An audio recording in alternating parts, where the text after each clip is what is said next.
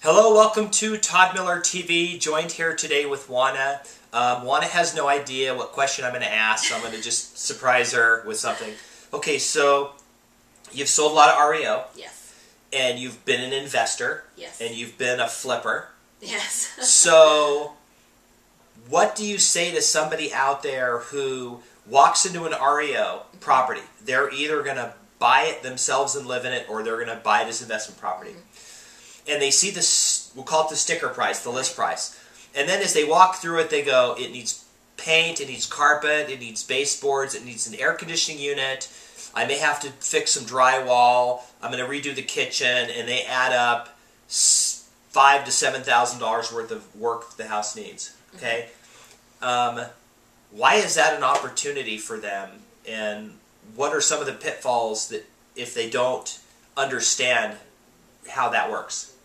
Okay, so here's what happens. I see where you're going with this.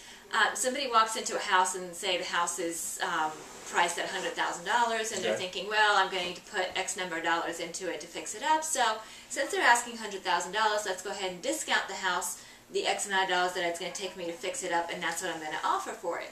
The thing that people need to understand is the property is priced in as-is condition. That means that those repairs have already been factored in. Okay.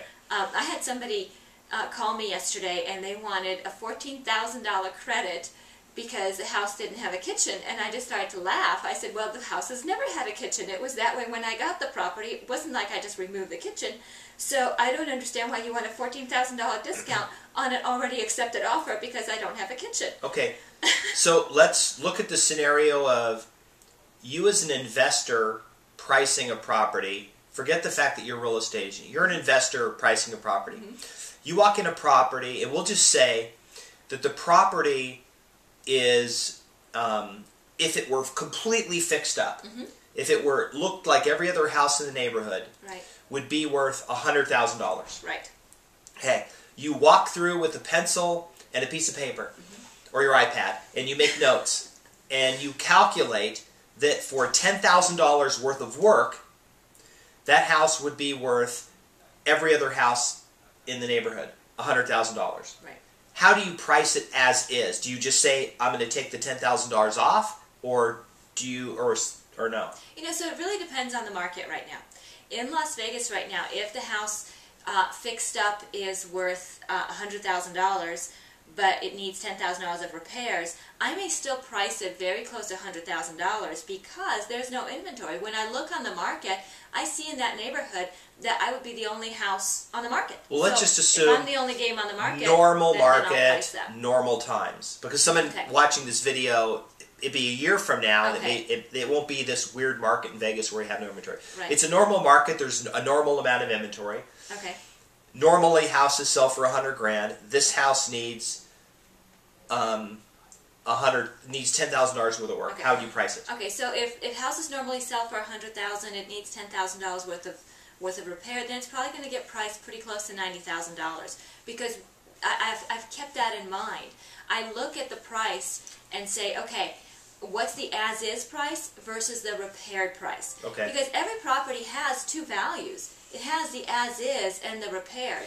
You know, sometimes the as-is and the repaired are the same because the house is in perfect condition. Right. But sometimes it's not. So every house has two prices, and then we choose the marketing strategy. So based on the marketing strategy, we choose a price. So if we choose to market the property as is, then we go with the as is price. Okay. If we choose to market the property repaired, then we go with the repaired price. So how, though, as an investor, if you're going to, if you're going to play an arbitrage game with the property, right?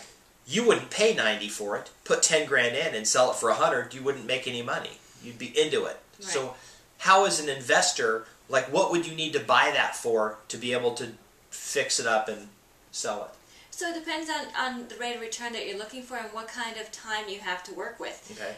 You know, in today's market, you would buy the house at market value, which sounds like it's somewhere between 90 and 100. Okay. Go ahead and fix it, and then hang on to it. Prices are going up relatively quickly right now, so it makes sense to hang on to it for maybe a couple of years, rent it out, and then go ahead and sell it.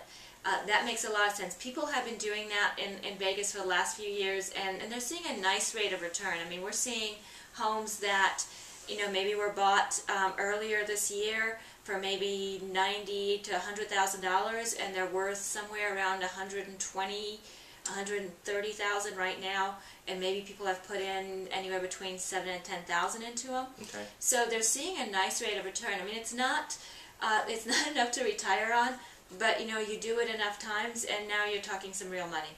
Okay, good, awesome. So anyway, I just wanted to share that with you. I agree with the as-is versus repaired. A lot of people don't.